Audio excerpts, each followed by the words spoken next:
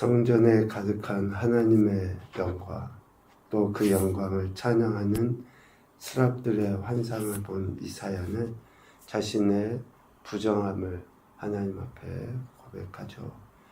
그 회개하며 고백한 이사야를 하나님께서는 선지자로 세우십니다.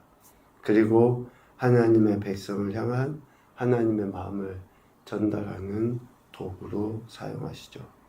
하나님의 마음이 어떤 마음입니까? 하나님의 일에 관심이 없는 자들을 향한 그 하나님의 마음이에요. 하나님께서 역사하신 것에 대해서 관심이 없어요. 오로지 자기, 나. 근데 엄밀히 따지면 자기라 할지라도 하나님이 일하심으로, 역사하심으로 나가 존재한 거잖아요.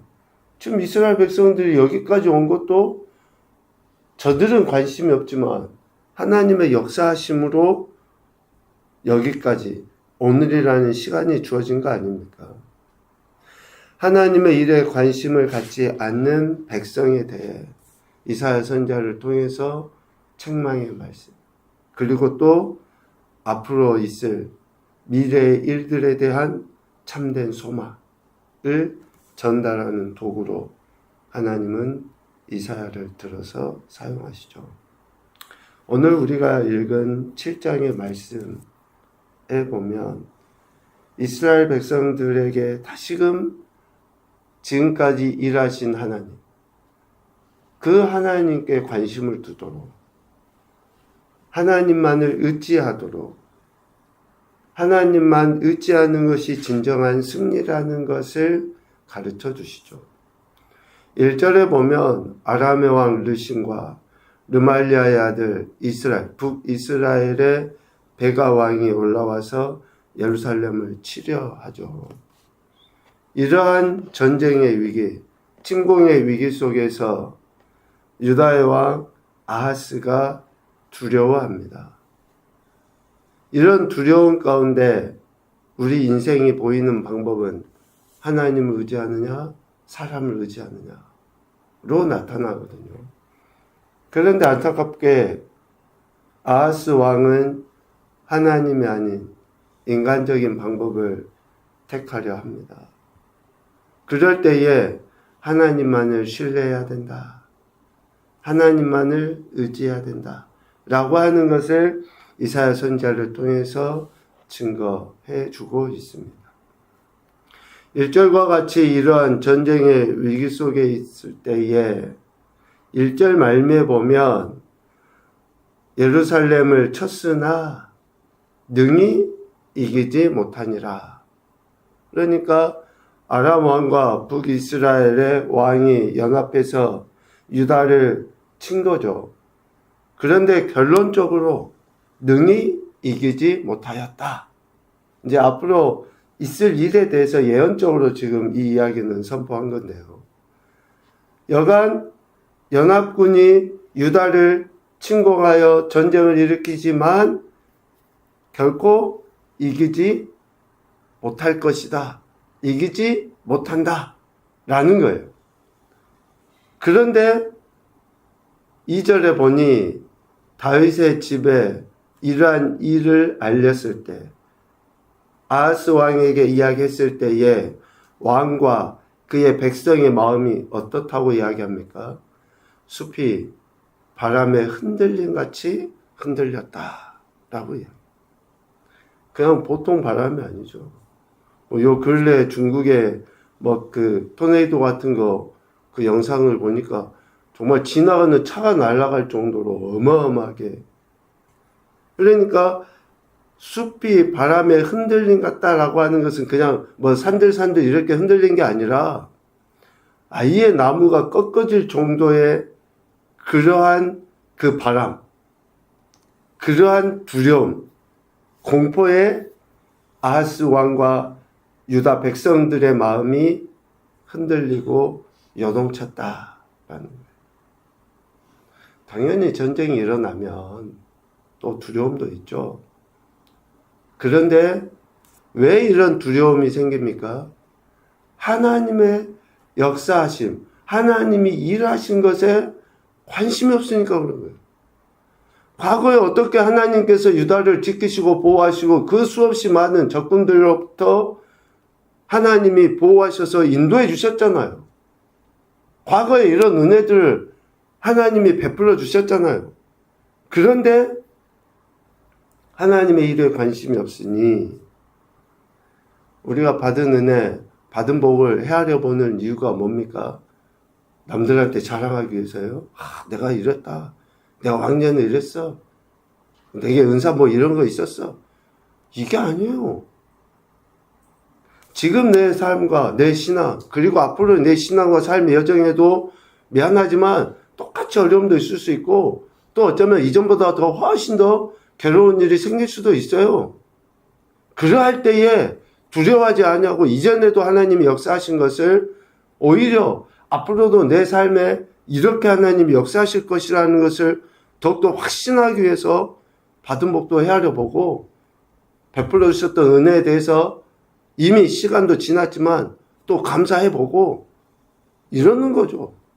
그러니까 우리의 기도 속에 가장 먼저 나오는 건 뭡니까?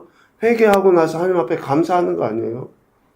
그런데 우리의 기도에 감사는 빠져버리고 그냥 주구장창 뭐만 달라고 하는 것이 미안하지만 폭편의 우리의 기도 아닙니까? 왜 지금 이러한 전쟁 속에 그렇게 숲이 흔들린 것 같은 그런 요동침, 두려움이 있습니까? 하나님을 제대로 신뢰하지 못한 것 때문에 그런 거죠. 믿음은 사람의 마음을 평안하게 해요. 그런데 불신은 오직 두려움만을 가중시킵니다. 자꾸 염려하게 하고 걱정하게 하고 두려움 속에. 그러니까 여러분 우리가 하는 기도도 가만히 들어보면 내가 하나님을 신뢰하면서 하는 기도인지 아니면 두려움 속에 염려 속에 하는 기도인지를 우리가 알게 돼요. 하나님의 보호하심으로 인해서 유다를 쳐서 무너뜨리려 하는 그런 일들이 일어나는 것처럼 비춰지지만 결코 서지 못한다는 거예요. 앞서 1절 말미에도 능히 이기지 못하니라 이야기했죠. 7절, 8절에도 분명히 이야기합니다. 주 여호와의 말씀이 그 일은 서지 못하며 이루어지지 못하리라. 그러니까 유다를 치려하는 저들의 그 행태는 결코 이루어지지 않는다는 거예요. 그러니까 우는 사자처럼 덤벼든다 했잖아요. 우는 사자처럼이라고 할 때 그 표현이 뭡니까? 큰 그 목줄에 매여 있는 사자예요. 그러니까 으르렁은 거리지만 우리에게 온전히 우리를 덮치지는 못해요. 그런데 으르렁거리는 소리에 쫄아가지고 그냥 주랭랑을 쳐버리는 거죠. 그냥 불신하는 사람들의 모습이에요. 그러니까 게으른 자의 특징, 밖에 사자가 있다. 움직이려도 하지 않아요. 이런 불신앙적인 행태. 그런데 이런 일은 서지 못한다. 라고 분명하게 얘기해요. 되리어 8절. 대저 아람의 머리는 다메섹이고 다메섹의 머리는 르신이고 65년 내에 에브라임이 북이스라엘이 패망하여 다시는 나라를 이루지 못하게 된다. 아수르에 의해서 북이스라엘이 멸망해버리잖아요. 721년. 그러니까 하나님께서 유다와 아하스 왕을 지키신다고 하는 것은 하나님이 이미 계획해 놓으신 거예요. 그런데 지금 주변의 연합군들이 침공한다고 해서 그것에 염려하고 걱정하고 두려워가지고 하나님을 신뢰하지 못하는. 그런데 하나님을 신뢰하지 못하는 것이 어떻게까지 이어집니까? 이사야 선지자를 통해서 아하스에게 구하라, 징조를 구해라 라고 말씀하심에도 불구하고 12절에 보니 아하스 왕이 어때요? 당당하게 나는 구하지 아니하겠습니다. 나는 여호와를 시험하지 아니하겠습니다. 라고 이야기해요. 여러분 12절만 딱 떼놓고 보면 어때요? 아하스가 참 대단히 믿음이 좋은 것처럼 하나님을 이렇게 기도하지 않아도 하나님이 알아서 해주시냐 하나님을 전적으로 신뢰하는 것처럼 비춰지지만 아하스의 그 마음의 완고함, 철저하게 하나님께 대한 불신앙적인 그 행태로 징조를 구하지 않는 거예요. 하나님의 말씀을 수용하지 않으려는 그 내적인 완고함에서 비롯된 불신앙의 행태다. 왜 우리가 하나님의 말씀을 들어야 됩니까? 오늘 11절과 12절과 같이 우리에게 하나님이 감동 감화로 이렇게 환청을 통해서 이렇게 들려주시면 좋지만 오늘 우리는 그렇지 못하잖아요. 그러니까 이미 기록된 이런 말씀을 통해서 우리는 하나님의 뜻을 제대로 구하는 거예요. 듣고. 그런데 하나님의 말씀을 등한히 하는 그러한 신앙의 행태, 기도는 그래서 위험하다는 거예요. 아하스의 이러한 그 표현과 같이 하나님을 시험하지 않겠다 라고 하는 이 말은 철저하게 하나님을 불신하는 그러한 행태인 거죠. 그럼에도 불구하고 하나님께서는 은혜를 베풀어 주십니다. 14절, 주께서 친히 징조를 너희에게 주실 것이다. 구하지 아니하는 그 완고함이 있다 할지라도 여기서 친히라고 하는 말은 선제적인 의미를 갖고 있어요. 먼저, 미리. 그러니까 우리가 하나님의 사랑을 이야기하면 정말 말로 다 표현할 수 없는 그러한 사랑인 것을 알 수 있어요. 완고하기 그지없고 이러한 엄청난 은혜를 경험했음에도 불구하고 오로지 자기밖에 모르는 그러한 이기적인 인생들을 향해서도 하나님께서 먼저 징조를 말씀해 주셔. 처녀가 잉태해서 아들을 낳을 것이고 그 이름을 임마누엘이라 하리라 라고 완고한 아하스와 그의 백성들에 대한 구원의 역사하심이 전적으로 하나님께 있다고 하는 것을 다시 한번 말씀해 주십니다. 이렇게 태어날 아기가 자라서 선악을 판단하는 나이에 이를 때에 두 왕의 땅이 황폐하게 될 것이다 라고 16, 17절에 이야기해요. 그러니까 아이가 자라서 선악을 판단하는 나이를 보면 약 3세 정도라고 해요. 그러니까 대략 한 3년 정도가 지나면 아하스와 유다를 두렵게 했던 아람과 북이스라엘의 연합군이 황폐하게 된다. 그러니 좀 인내하고 하나님만 바라고 의지하는 시간으로 삼아라 라고 이야기해요. 이렇게 한 3년의 시간이 지나면 아람과 북이스라엘이 황폐하게 될 텐데 18절 이하의 말씀을 보면 그 시간조차 견디지 못해요. 이렇게 하나님이 먼저 징조를 통해서 말씀해 주셨음에도 불구하고 아하스 왕이 되려 아수르를 의지하려고 해요. 그런데 그 아수르에는 어떤 일들이 일어나게 됩니까?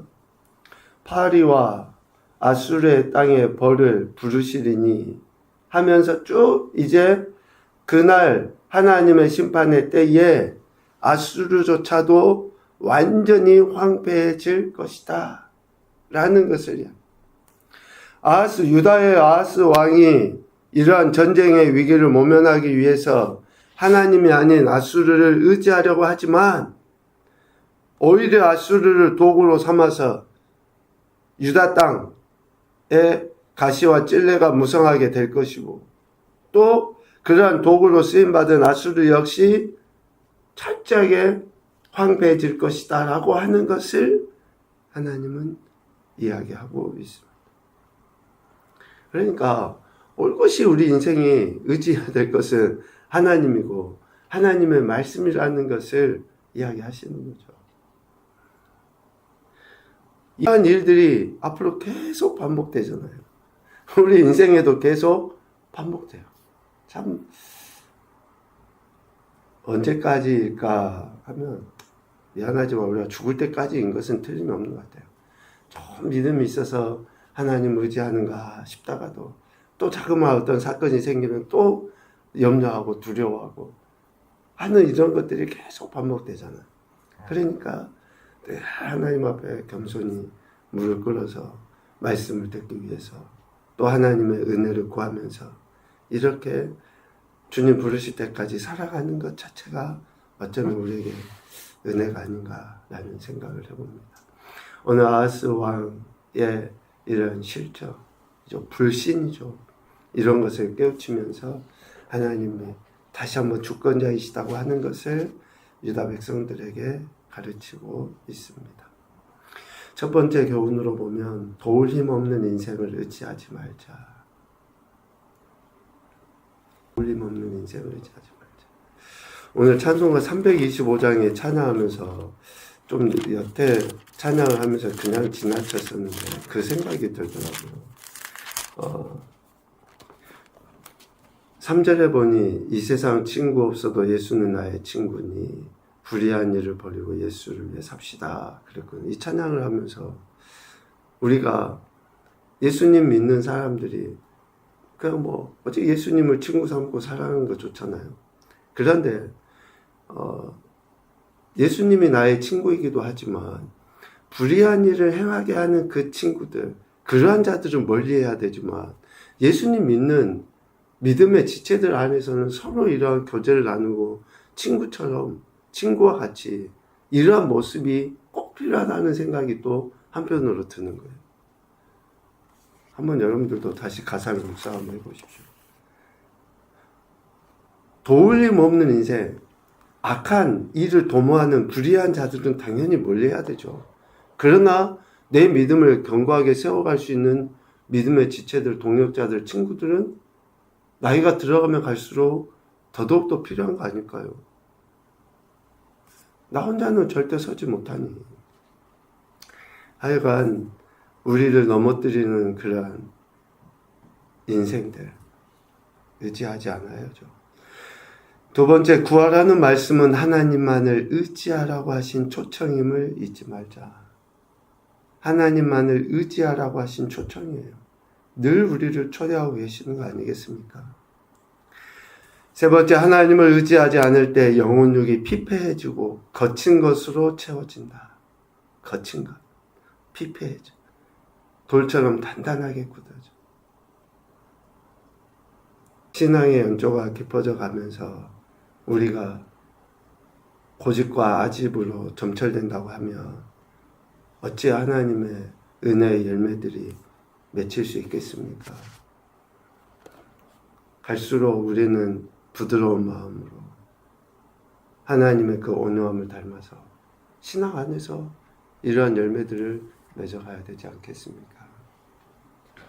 오늘 이사야 7장 특별히 14절 말씀은 예수 그리스도 메시아 오심을 예표하는 말씀이기도 하죠. 우리를 구원하시기 위한 하나님의 엄청난 사랑의 메시지입니다. 이런 말씀 앞에 우리가 겸손히 낮아져 나갈 때에 우리 영혼력이 새로워질 것입니다. 오늘도 우리의 삶을 인도하신 하나님만을 신뢰하시고 또 그 말씀 듣고 우리의 심령과 육체와 삶에 참된 소망이 넘쳐나는 귀하복된 인생 되시기를 주님의 이름으로 축복합니다. 아멘.